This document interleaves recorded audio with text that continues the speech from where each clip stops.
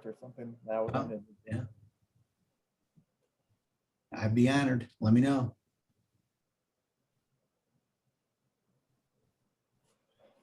Everything good there?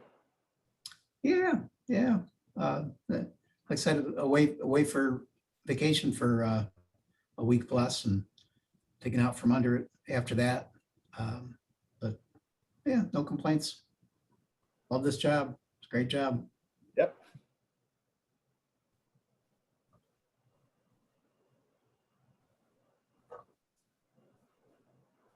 Later today, I get to spout off about a new through cut design. So what could be better? Where? Near Charlotte, Union County, I think. Okay. Fun. Yeah. So as long as we keep getting to do things like that, you know. Yeah, yeah. I saw the article in the CFI that Mike sent. I think they misquoted them. Which one was that? The CFI down near Charlotte. Oh, yeah, yeah, right. Yeah. So, Yeah, those locally here anyway. All right, I think we can get started. Okay. Sounds good. I will switch over here. There we go. All right, well, good afternoon, everybody, and welcome to our fourth session in the Conversations in Transportation series on this Tuesday, the 27th of July. Thank you for being with us. I will make my usual announcements. If you have questions that you come up with, please use the Q&A function on Zoom so we can keep track of those questions. We're going to save the questions for the end of the webinar, last 15 minutes or so. We'll have those questions asked. If you have any technical issues, please let me know. You can either email me or you can use the chat function. Other than that, you will, as I mentioned in the email when I sent the Zoom link out, receive a link this afternoon to retrieve your PDH form and evaluation forms for this session. We really appreciate the feedback. And with that said, I don't think, Joe, can you think of anything anything else they need to know before we hop to it? So I think we're good. All right, then I will introduce our Nixite president, Dr. Joe Hummer. He will introduce in turn our guest. Good, good. Thanks, Andy. Of course, that was Andy Wagner of HNTV, our producer who makes all this possible, and we really appreciate his efforts. It is good to be with you today for episode 4 of our Conversations in Transportation. Today, pleased to be with Gil Chlewicki, the inventor, the U.S. inventor of the diverging diamond interchange, and we want to talk generally about innovation today. The idea behind the series was to talk with interesting people about their careers, about topics, about ideas, and hopefully we are appealing to transportation professionals out there, you all of all ages and job titles. We're glad to be sponsored by 2 of our councils in Nixite, Adam Fisher and the Strategic Initiatives Council, and Christina Whitfield with the Young Members Council. Appreciate their help and support of this series and the Nixite in general. And also thanks to our sponsors, the diamond sponsors and gold sponsor companies that you saw in the title slide. Probably worth a mention, at least diamond sponsors, Kimley Horn, RSH, VHB, WSP, Stantec, AECOM, and HDR, who really make this possible to do these webinars for free. So appreciate that. With that, let's move on here, talking with Gil Chlewicki about innovation. In my opinion, Gil is one of the transportation engineers out there with one of the top records of innovation currently in the profession. His most well-known innovative contribution being the diverging diamond interchange, which he published in 2003, but he's also introduced 6 other designs in published papers, variations of the DDI, the intersection version of the DDI, and the really cool design I like a lot, the two-way continuous T intersection. I'm always looking for a place to maybe build one of those in North Carolina. Gil's also looked at innovative ways to help pedestrians and bicyclists across at intersections. He's been active at TRB for many years, 25 years of professional experience, and he currently works at the Rockville, Maryland Office of Advanced Transportation Solutions. And my favorite part of his bio, Gil has been designing roads since he was a little kid. Me too. That makes 2 of us. Maybe there's some of you out there like that as well, but I really like that. Gil, thanks for joining us. Thanks for having me. So let's talk first about the DDI. It's the headline innovation of yours, and maybe the best one of the best innovations of the last 20 years in transportation. Tell us the story of the DDI. How'd you get it to publication? Okay, well, it started in grad school, and it was just a simple term paper for a class. And the professor asked us to write a paper on any topic as long as he approved the topic. And I was thinking at the time about jug handles and how jug handles are basically interchange ramps at an accurate intersection.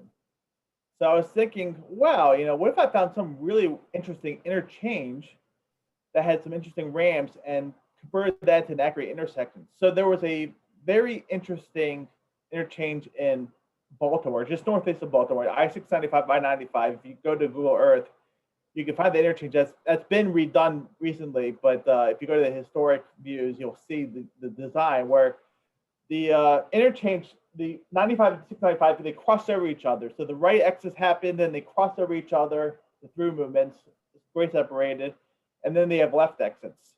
And so I thought, wow, what if I made this whole design at grade, just as a concept?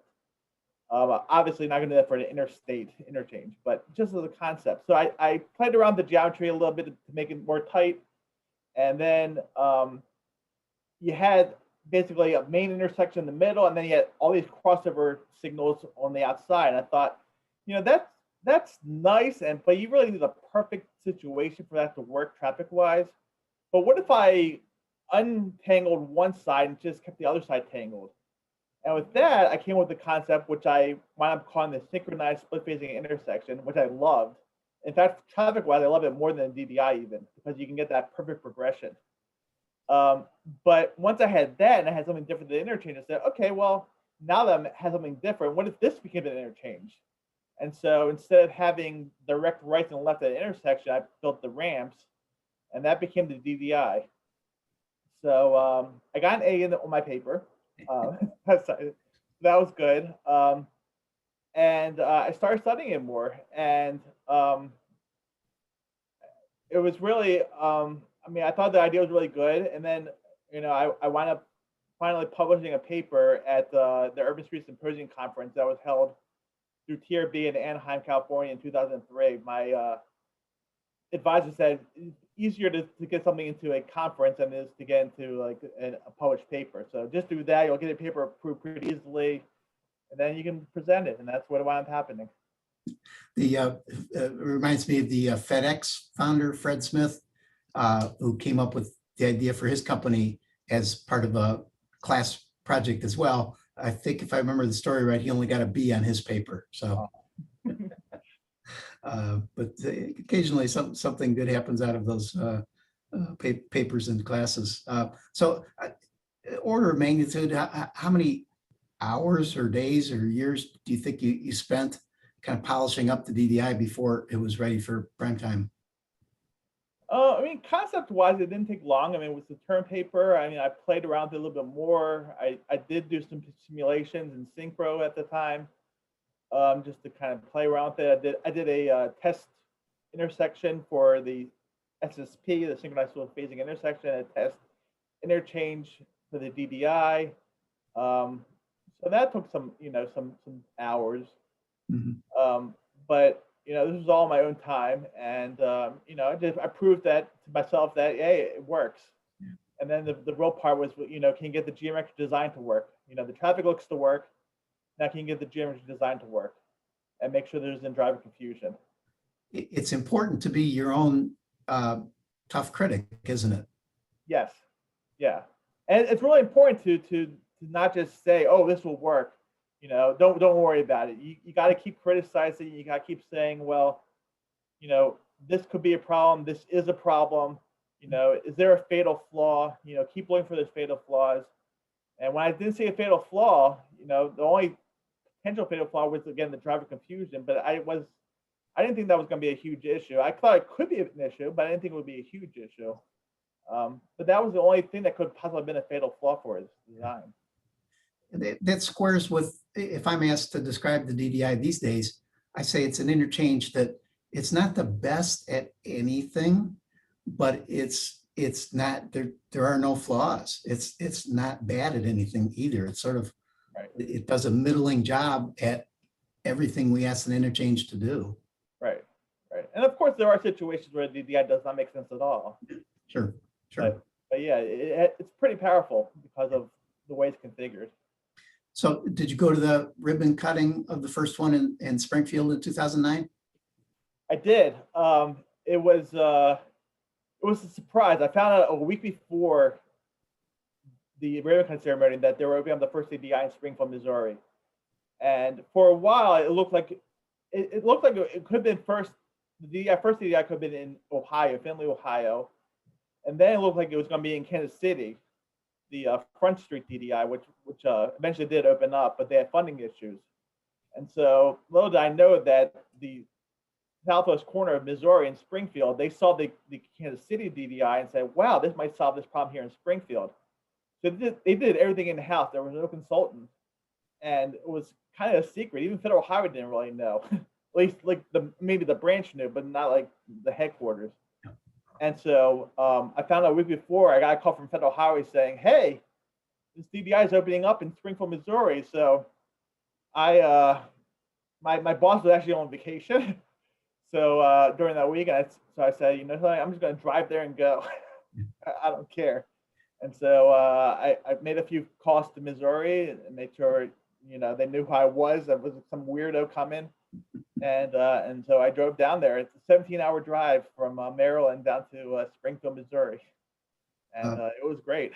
I can't imagine how that must feel to see this thing that you came up with, and now it's actually being built and it's working.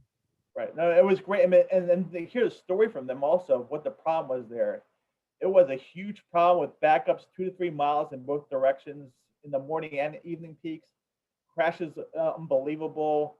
You had this left turn lane that was split on the bridge, and there was just no room for it at all, for capacity wise, for the storage. So it solved so many problems, and people were walking on the bridge in the lanes because there was no sidewalks.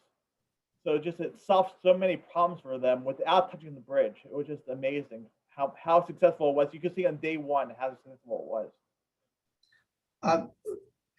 I would argue the DDI has probably been the most successful of the alternative designs, maybe the Arcot RCI Super Street, but DDI is certainly right there in the mix. So why do you think it's done so well compared to dozens of other designs that over the same time period that really haven't? Well, I think the first thing is that, it's got to work operation-wise. So traffic has to work, and because the DDI can flow traffic continuously for several movements at the same time, if you have the right conditions, the DDI works great operational-wise. So that's got to work first. Then I think the really big thing is the cost. Because you don't have this big footprint that you have for park closed or clear reliefs, you can fit in a tight diamond interchange, so you don't need the land for it.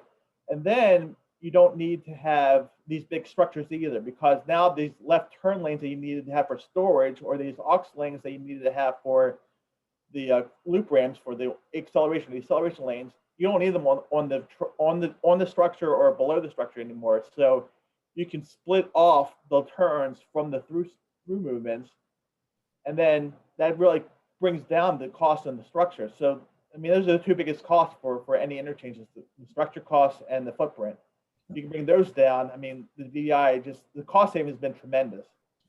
So that's been the real big factor. And now we see safety-wise, the DDI is great safety-wise as well. So we theorized at the beginning that, you know, convo points are going to be reduced from 26 to 14 compared to the diamond interchange, and we're spreading the convo points out, and there's only going to be 2 crossing convo points versus 8 or 10, depending on how you count them. And then, you know, we see from the crash data that, yeah, the DDI is working just tremendously safety-wise. So that's now DDIs are being considered for safety reasons. Yeah. Talked a few minutes ago about how you need to sort of be your own critic. I agree with you. I think that's important. But you also need to have, as you're an innovator, you need to have confidence in your idea too. But you can't let that go too far either, because then you don't want to be arrogant. So talk about balancing those things. How do you kind of find the right level of those things? Well, I mean, you got to be pretty confident that the thing's going to work. And in order to be confident that thing's going to work, you got to criticize it, and you got to scrutinize it, and you got to continuously see, well, how can I improve this? I mean, I'm continuously still trying to improve the DDI. I mean, there's still small things, small details that I'm trying to improve on, and get other DATs to realize that there's still certain things you can do better. I mean, it works great, but you can still do it better. So you really need to just make sure that you're looking at every detail, and you're being honest with yourself and honest with the process that, you know, is this going to really work? If it's not going to work, there can't be wishful thinking. You got to be confident that, yeah, I mean, there might be something I'm missing here. You never know, but you know, based on everything that I'm looking at, I'm pretty confident that this is going to work. And once you're confident about it's going to work, and you're really honest about it, then you don't have to be arrogant. I mean, because it's going to work. So No. the proof will be there. Yeah. Who keeps you grounded? I don't know. I mean, I think I'm pretty grounded myself. I've always been grounded. I've always been pretty modest. So I mean, it's actually might be a flaw of mine. Yeah, self-promotion that doesn't come easy for some of us, especially planners and engineers. Yeah. So you had help along the way getting the DDI to the ribbon cutting and beyond, to whatever, we got 150 of them now or something. So talk about that. Who helped you? Who were the real champions along the way?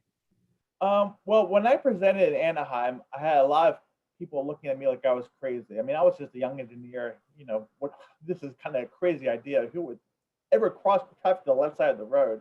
It's ridiculous. But someone from Federal Highway, Joe Barrett, who recently retired, he thought it was a good concept, and he was already looking at other new designs already. And so we talked for a while, and he wanted to study this further. And so he did. And in 2005, he published his first paper that showed, hey, you know, this grad student actually is not so crazy after all. I tried this on more operational variations and ratios, and this thing works. Both of them work. But I'm going to concentrate on the interchange, is what Joe said, because Joe thought that, and correctly, that it had more of a chance. And so in 2005, after that study, he was really trying to promote it across the country, and that helped tremendously. Yeah. And got it on the ground. I mean, I was in Maryland. I was able to get on the project in Maryland as an alternative. It didn't make much sense, you know, in the end for that location, just because everything worked so great. You know, why try something new in this location? But you know, first was Joe Barrett at Federal Highway, and then once certain DOTs looked at it, they started to really consider it as a possible option. I would say that the two biggest DOTs that really were pushing it was Missouri, because of a lot of the issues they were having, and Utah were the two states where we're looking at it. I mean, in Ohio, the problem was that they almost got to the finish line. It needed the final approval in Finley to get approved, but they were scared to actually do it. I think they opened that one in Finley just recently. I drove through there, and I thought I spied it. Yeah, it took a long time. Yeah. So you're pointing to sort of a culture of innovation that Missouri DOT, Utah DOT, is that a thing? Is it really a culture that a DOT can have that sparks innovation? Definitely. I mean, I think you have to have a culture in the DOT in order to have innovation. I think Utah is a really prime example of innovative DOT. I mean, they're looking at every little thing to try to innovate, and they're not scared to try something new. And they tried the DDI as soon as they could. They were trying. I mean, they had DDIs in design while the Kansas City DDI was under design before the Springfield one. Missouri. I think Missouri is, pretty innovative, but they are short on funds, yeah. And so the DDI was really great in terms of cost savings, and they needed some sort of solution. So. Missouri has tried. Missouri has tried other things. They do have a CFI out there. They do have some jug handles. They do have some other things, but their motivation is saving money. So their culture, it's hard to tell. Also, they have their different districts, and each district their entity, so it's harder to tell sometimes. But yeah, innovative culture is extremely important. If you don't have the innovative culture in the agency, then you're not going to get innovation. It's that simple. And how does North Carolina do in that regard? So, North Carolina, I think, is definitely near the top, if not the top. I think North Carolina, I'm lucky to be in a state in Maryland where we've been innovative for a long, long time. I think North Carolina and Maryland are probably the only two states that have an innovative intersection. Each of the innovative intersections that now have guides for. So the CFI, the median U-turn, the quadrant roadway, DDI, I'm missing one probably, I'm not sure. But yeah, so, and other states are starting to move up a little bit. So it's good to see that some states are starting to really understand that innovation is important. And in order to solve their problems, they need to be innovative. Yeah. So the other side of that, Gil, how do you avoid the naysayers? Because, you alluded to it already. There are people that looked at your idea and said you're nuts. So how do you not pay attention to them, or what's your strategy there? Bye. Yeah. If you're going to say no, I'll try to convince you, but I'm not going to bang my head over you. If you really are going to be someone who doesn't want to try something new, then no matter how I try, it's not going to work. If you're already convinced, only you can change yourself. I can try to convince you, but only you can change yourself. And if you're not going to change and try something new, then you need to go to the next customer. Yeah. Do you read the bottom of the internet? Not for politics. No, but for intersections DDI, I do. Okay. I don't. I can't go there. So that's my way of saying. But you're a better person than I am if you can read that stuff and still come away with it. So yeah, how do you find or separate the constructive criticism from the people who are just trying to make you shut up and go away? Well, when people are commenting, they're just trying to, either they have an agenda or they're just trying to blurb out whatever they want to blurb out, or they're actually trying to help it.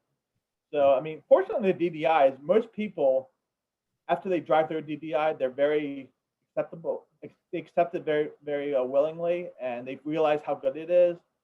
There are very few complaints from the public in terms of the DDI. So most of the comments are positive if they're not ignorant. Yeah.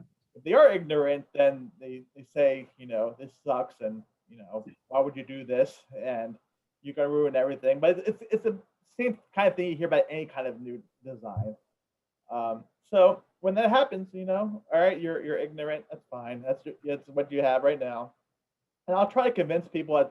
I will never comment myself. I don't bother with that. But if they go to my website, my Divergent Diamond website, and they ask me, what are you thinking? I'll explain it, and usually I can convert them to at least understanding it and willing to consider it. I've thought for many years that in our business, innovations are held to a higher standard than doing a traditional thing. Planners and engineers judge an innovation against some ideal rather than against the do nothing case. Do you agree with that?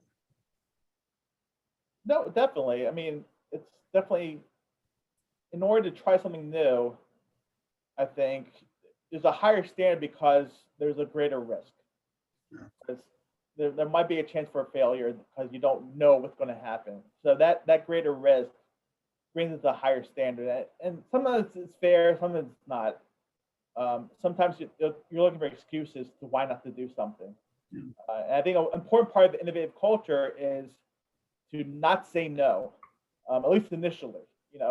Say maybe, say yes. It's funny. My son says, Daddy, when you say maybe, I always know that it's going to be yes. And it's amazing how if you ask other people, when someone says maybe, it almost always means no. So having an innovative culture, innovative mind means that maybe is a way to get to yes. Try to get to yes. And if you can't get to yes, then you may have to say no at the end, and that's fine. But don't just say no. Never say no to an idea. Never say no to a concept or a criticism. Consider it. Say maybe. See if it's valid. See if there's a way to get to yes. If it's not get to yes, then say no. Yeah, that's good. It's good. Was liability ever a concern for you in the development of the DDI? Not really. I mean, I wasn't going to be the one building the first one. It was going to be some agency, and I didn't patent it, and it just wasn't something that I thought was going to be a big deal. Or how about for Missouri or Utah or the early innovators? Did you ever get a sense from them that they were concerned about liability? The Springfield, Missouri one, I mean, things were so bad there from safety and operations that there was going to be improvement no matter what. It was just a matter of scale. Yep.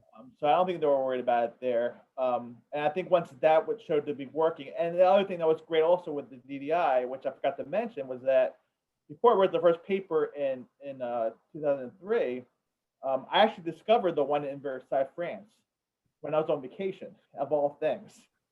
And I saw from the tour bus, I was like, what? So, and in my paper, I actually wrote that, I was honest. I said, look, there was one at DDI already in France that I discovered, or at least my concept. It was a little different geometrically than what I was envisioning, but it was the same concept otherwise. And so the Federal Highway actually found there were 3 in France. And so knowing that there was one already in France, and then knowing that the Springfield one was built, I mean, that helped agencies say, look, it's going to work. Yeah, and once the safety data start to come in, the liability concerns are much less, of course, but that first one or first couple out of the box, that still might be a concern. But I've always been about documentation. Just document your reasoning and why you think this is going to work, and as long as you have good engineering judgment that for things you don't know, that this is going to be a good solution, then if it works, great. If not, don't do it again. Let me just finish up on the story of Versailles, France. That you were visiting your sister. Was that you were on vacation? You're visiting your sister. Yeah. You get bored one day. You get on the tour bus to go out to the palace. And so I was so the following semester, my sister was studying abroad in Seville, Spain, and so I said, at the end of the semester, why don't I fly out there and we'll go tour Europe? Yeah. So I flew out to Spain. I did a tour of Spain and Portugal myself for about 9 days. When the bus came to Seville, it was the day after her last final exam. So she came up with me to Madrid. Then we went for like a week and a half to around Europe ourselves. Then went to London, where my other sister flew in, and we drove around. The very last day of the vacation was we were in Paris, and we did a trip to Versailles, France, and that's when I didn't know at all. Yeah. Also roundabouts in France. There's plenty of roundabouts in France. But yeah. It had to be a moment. Definitely. So you mentioned that this was on your own time back in those days. So talk about that a little bit and kind of generalize, how do innovators make a living while they're tinkering? It's hard. I mean, in this industry, it's very hard because, I mean, most people innovate to make money. Yeah. And you're not really innovating in this industry to make money necessarily, because innovation is hard to sell in transportation. And even when if you do sell it, it takes a long time for it to become something real. Um, so you got to, I mean, like you said at the beginning, I've been doing this since I was a kid, drawing stuff and designing stuff. So it's just been my hobby. This is my profession, is my hobby, which is great. Um, so I've been always doing things on my own for different things, and always thinking about new concepts. And in order to get some of these concepts out there, you really got to do it on your own and get a paper out there and just show like here's a new idea, because I found very few other ways to successfully get an idea out there that will be accepted without first writing a paper or something like that. Yeah, and I was going to ask you about that later, but let me jump to it. Besides writing the paper, and you mentioned website, um, other ways to sort of get your innovation, get your idea out there that you found is helpful? Oh, I mean, I guess the other thing is networking. I mean, when I talk to you about some ideas I have, or talk to other innovators or people that are willing to listen and try new things. People, friends at Federal Highway who are able to spread things out across the country. By networking and getting ideas where, hey, we could think about it, and then move from there. So I think that's the other kind of way to do it. I'm not sure if there's anything that you discovered. No, and I'm not very good. Maybe the visualization simulation type of route, but that's not, so I usually ask somebody else to do that for me. That's what grad students are for, right? But yeah, that's a tough one.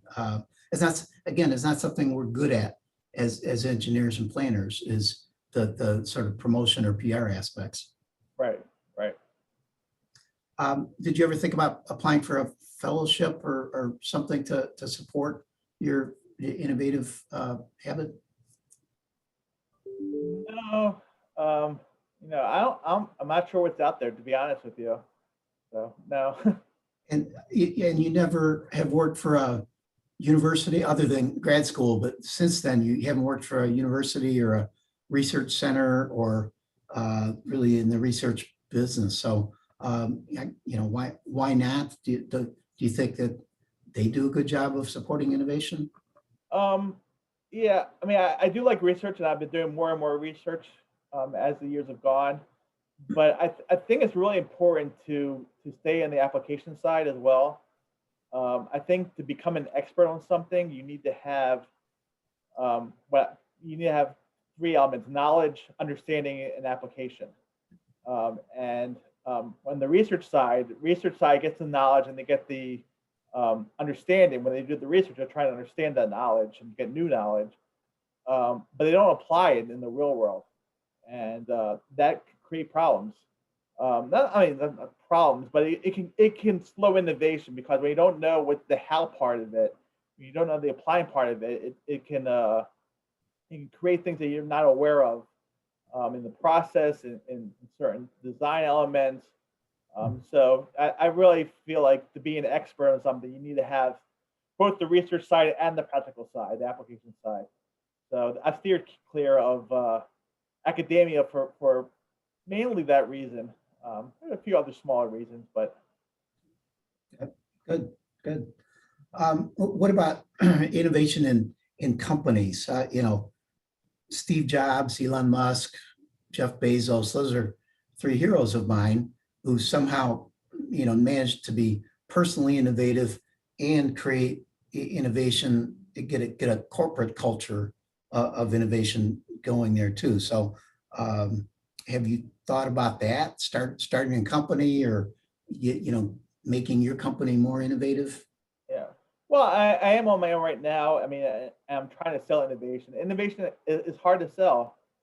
And I mean, I think on the consultant side, on the contractor side, On the contractor side, in the construction, I mean, if you're saving money, you're doing the ABC construction and putting building the bridge on one side and bringing it in, like, oh, that's awesome. You're saving lots of money. Great. We'll do it.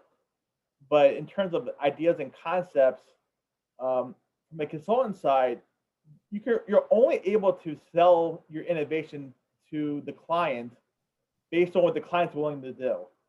And too many times, the way to sell it to a client is to do it during the proposal phase, which is a very short phase, and you got to convince them very quickly that your idea is the better idea.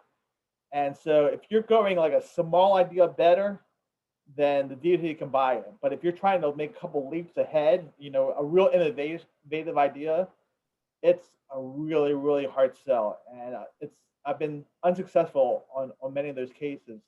And then the next thing you try to do is you try to market your client before the proposal comes out. But that gets tricky too, because clients are busy as well. They only have so much time, and you can't bother them too much. And then if you don't know if you get the idea to the client screams it to someone else, and the other person gets the idea.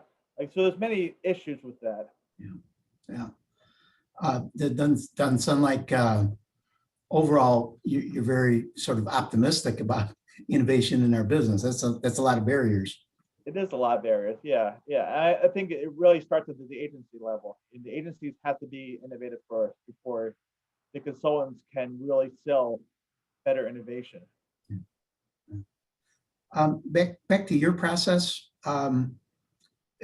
Just talk us through, Gil, thinking of a new idea. Is it literally sitting down with a blank piece of paper and starting to sketch, or what does that look like?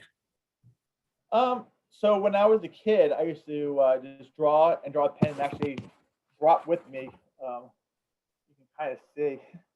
I know, Joe, you've seen this before, but I spread it out on the dot matrix computer paper way back when. You can see drawing it out. So that's what I did when I was a kid.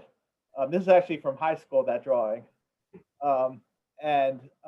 So yeah, I would draw things out and then the pen go wherever it wants to go. And then, if I made a mistake, I couldn't erase it. So then, I would see what would happen and then how that would operate. And some of these designs would work, some of them wouldn't work. That was my old process. I mean, the newer process now for me is, it's really, innovation to me is really making new connections from different ideas. And so the more you know about different aspects and the more diverse you are in terms of various elements of traffic side, the geometric design side, we're talking about innovative intersections, making those connections and how it works with each other. You can start very easily come up with new ideas. And then the ideas come up with other things besides geometric design. You just kind of think about how something works and then apply to something that seems foreign, but then, hey, maybe we can use it for this concept as well. And so it's just making those new connections, thinking about things, understanding it a little more, just thinking a little more deeper about what's going on, and then just making connections that make, two things that might not seem to make sense connected right away. Can I connect it? And if you can, then, flow with the idea and see how it works. Yeah. Good. A lot of us planners and engineers are introverts, and we prefer the blank piece of paper and happy afternoons drawing. But you're describing a much more social process. So how do us introverts learn to reach out like you're describing? I mean, I'm an introvert too, but I think in terms of the connections, just trying to keep learning, try to keep understanding. I think one of the things in this industry is that we have too many people that don't go to grad school. They graduate with their undergrad degree and that's it. And I think the biggest thing about grad school for me was not what I learned necessarily, like the actual subject itself, because I barely remember any of it. But I think it's really, one of my professors told me that, going to grad school is about becoming a chef. When you go to undergrad, it's being a cook. When you go to grad school, it's about being a chef. And the difference is that a chef creates the ingredients. Mm-hmm. And from that, they can create something new and something spectacular, where a cook just follows the recipe. And so right now we have two people just follow the recipe. They just look to see, what needs to be done in the standards, and then they just do it. And we don't have enough people that are chefs in our industry right now. Yeah. Yeah. Any ideas about how to change that? I don't know. I mean, I don't know if grad school necessarily is the way to do it. It'd be nice. I mean, I know when I was in grad school, I was one of only two Americans that was full time there. Everyone else was an international student, which it was nice in terms of getting a diverse perspective on different things. So that part I liked about it, and diversity is key to innovation. The more diverse perspectives you have, the more innovative you can be. But I think if we create some sort of like instead of doing PDE just on like conferences and webinars, if we could do some sort of advanced education on on innovation and on understanding things to a deeper level, and it doesn't have to be getting a master's degree, but maybe you can have a certificate or something. If we can create some sort of innovative, and I've thought about this, the possibility of some sort of like institution, not an institution, but some sort of thing that kind of like builds innovation. Yeah, that's back to that's Steve Jobs. That's Jeff Bezos. Mm-hmm. Create the innovation lab. Yep. You mentioned patent a few minutes ago. You did not patent the DDI, or as far as I know, any of the other innovations, right? Correct. Do you have an opinion on the patent process? I think the patenting is for the most part a waste of time, to be honest, because I mean, for design elements, if you depend a design concept, then you're pretty much holding it hostage to every single potential client. And I didn't want that. I wanted these ideas to be out there and for people to try it. And as long as I had some sort of way to show that I came up with the concept, which I do through papers, then I'm happy. I'm not going to make money off of this. Yeah. I mean, I'm making money off being an expert on DDIs, and so I've been known for them. I'm making money being an innovative person. People are looking for me for innovative ideas. So, but I want people to hire me for my brain, not for something I drew. Yeah. And so and we're not going to get rich in this industry anyway. So no, I've given up on that. Wouldn't be a bad thing. No, it wouldn't be a bad thing. Yeah. But I think the patent is an obstacle that's not. I mean, and there are a few designs that are patented and they've gone nowhere. Yeah. Yeah. Good. Talk about the publication process. You got your paper published in 2003. Were the reviewers hostile, or I mean, obviously you got through the process, but are reviewers receptive to innovation? Right. Well, it was easy for that being a conference where it was just an abstract they reviewed. So that was really easy. I've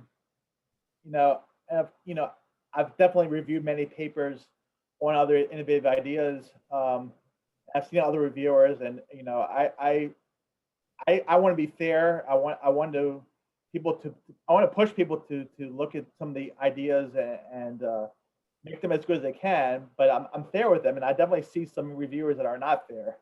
Although it's gotten better. I do think back when the DDI was first introduced, I mean, and then seeing papers of that, the reviews were really bad. I think people have started to get a little lukewarm, I would say, about some of these new ideas, new concepts.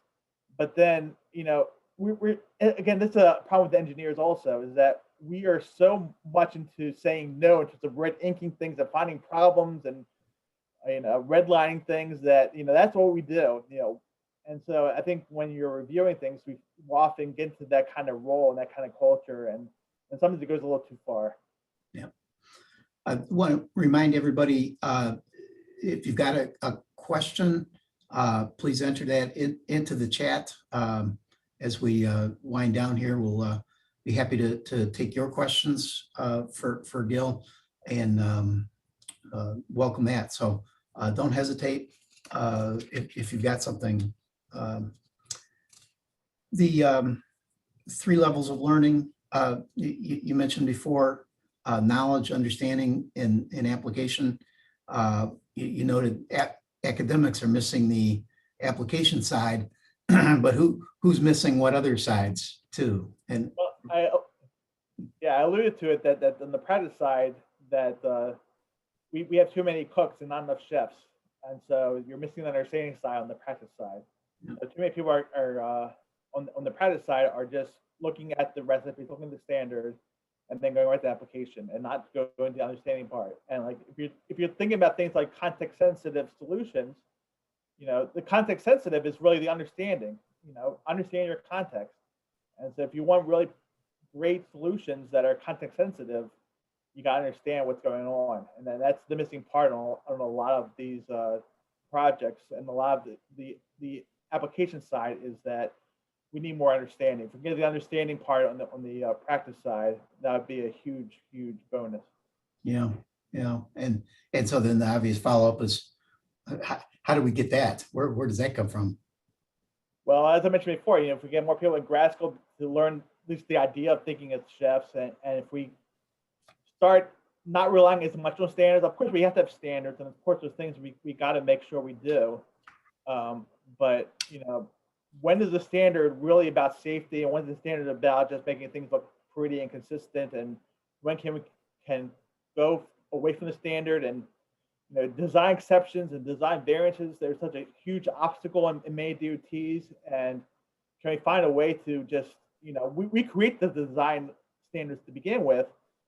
Design exceptions, design variances shouldn't be that complicated in many cases. But we try to do what's easy instead of what's right a lot of times. And what's easy is follow the standards and not try something new. And so I think the process part would also be a way to push things forward as well. What's easy is also what's profitable. Sometimes, yes. So there's that. Were you born to be innovative? Is it genetic or is it learned? I think it would be both. I mean, I'm definitely innovative because of the way I was brought up, because always thinking about connecting different things, and it's happened not just in transportation, but in many things.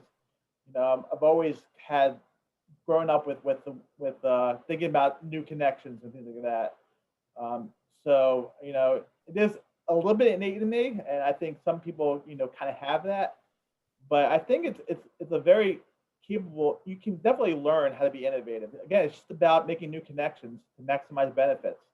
So the more connections you can make, the more expertise you can have on different parts, or the more you can talk with different people with diverse backgrounds and diverse opinions, then you can come up with new ideas. And it's all about making the connections. And I just think you got to think a little differently. But once you train yourself to think a little differently, I think anyone can be innovative.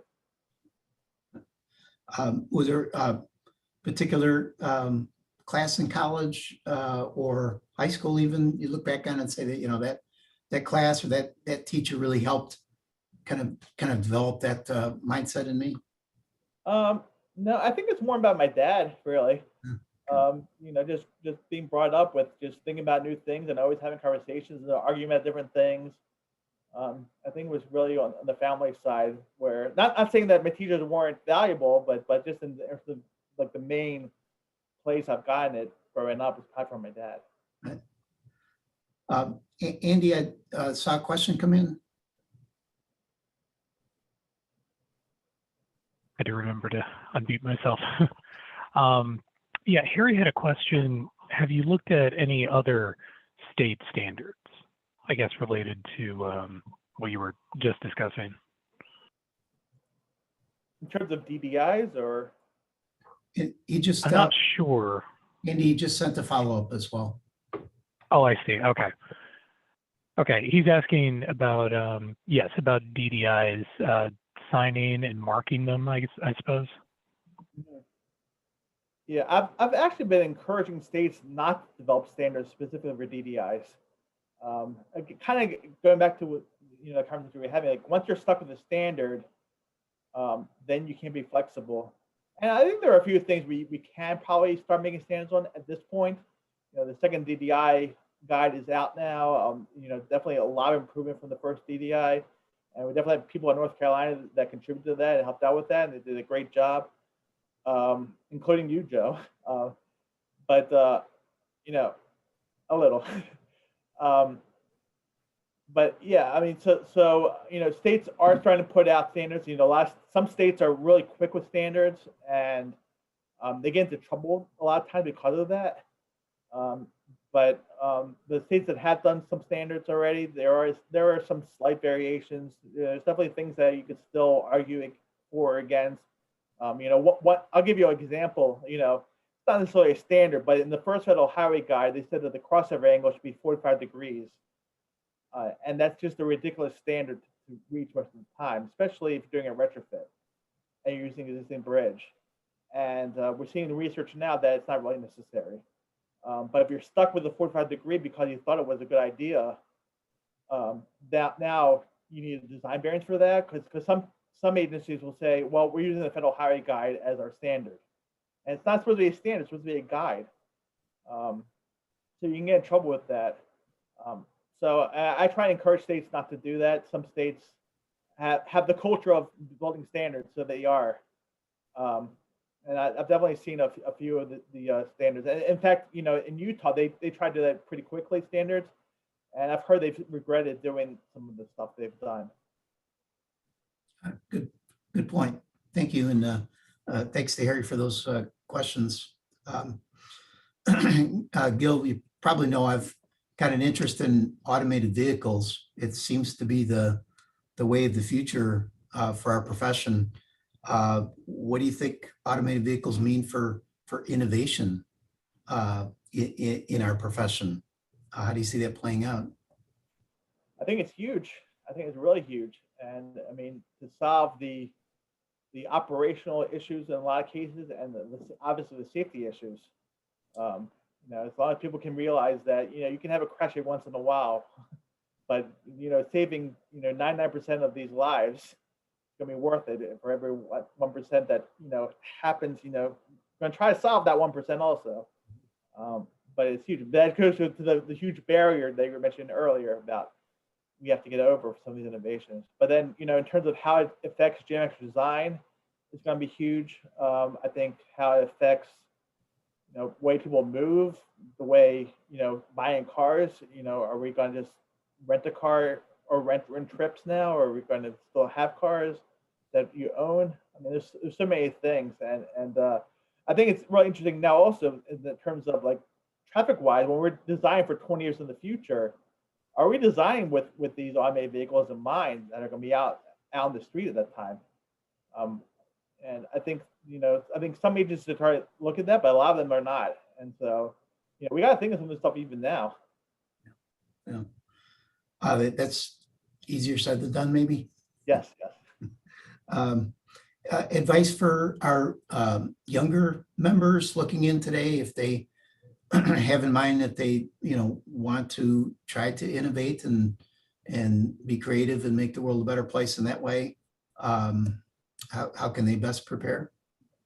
Yeah, well, I would say that DOTs are becoming more into understanding innovation. I mean, not nearly as much as I would like at the moment, but they're slowly moving in that direction. So it's a good direction.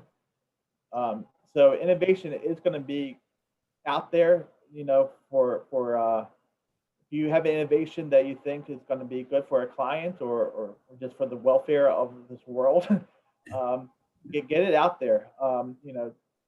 If you're worried about someone stealing your idea, write a paper. Papers aren't that hard. Go to a conference, write an abstract for a conference. That's the easiest way to get in there. I've been able to do that several times for several different ideas. And so instead of a really hard review, just, if you're not academia, you don't need it. So just get the idea out there and listen to what people say and then try to improve on it. And then, the idea could be on anything or about anything. Just try it. Just keep pushing for yes. Keep pushing for yes. Don't say no. Keep pushing for yes. Yeah, we're about to come out with our call for abstracts for the North Carolina section annual meeting in November. So good advice there. Thank you. Please send in abstracts. But yeah, it is a good forum for creativity or something out of the box. Try it out and get some reactions. Yeah, good. What's next from Gil Chlewicki as far as innovations go? You got something brewing? Anything you want to unveil for us today, or? Nothing I can necessarily unveil at the moment. I do have a few geometry design concepts that are still, waiting to be published somewhere at some time if I ever get the time to finally publish them. Yeah. I do have some other concepts on the pedestrian bicycle side that I'm trying to get out.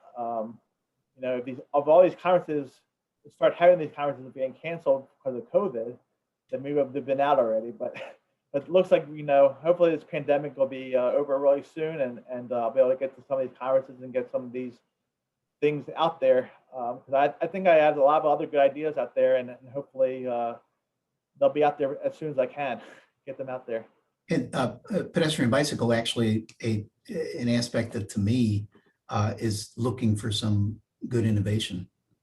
Yeah, I mean, I think the problem with peds and bikes at the moment is that we're doing a decent job in the urban environment, but in the suburban environment, the rural environment, we're trying to take urban concepts, moving into suburban and rural concepts, and we just can't.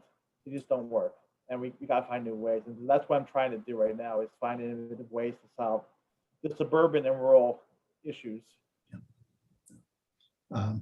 And for while spending $10, right?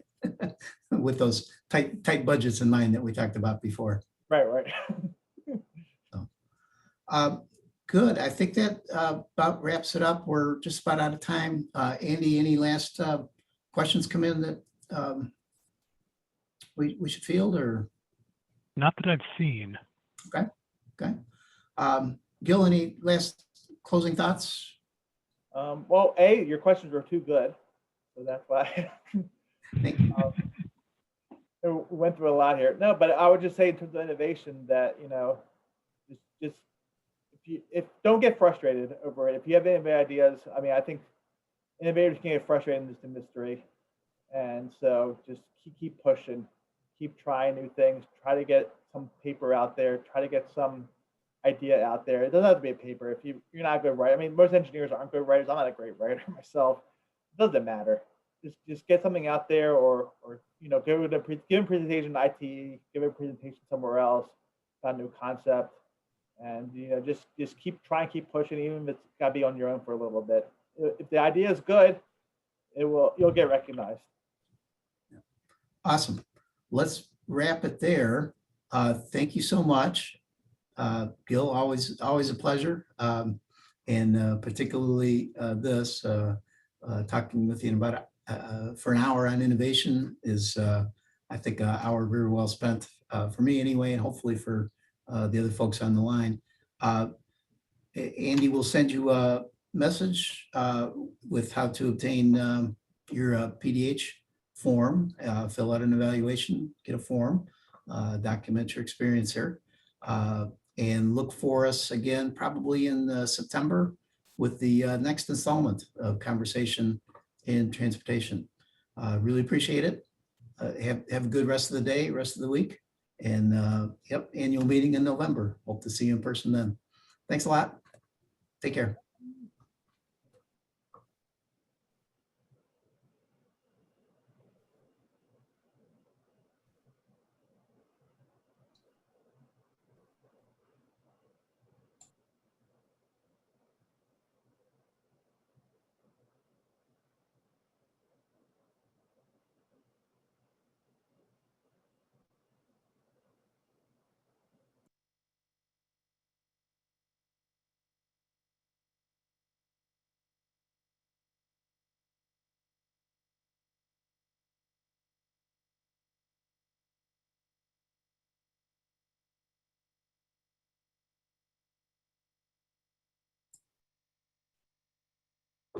We'll get down to a handful of people left on the line and say thanks again. Really appreciate it. All right. Thank you so much. And when you get your podcast up and running. If I'm lucky enough to be invited to that, I will be happy to show up and Yeah, give you what I got. definitely. We'll definitely find some way to follow up on this for sure.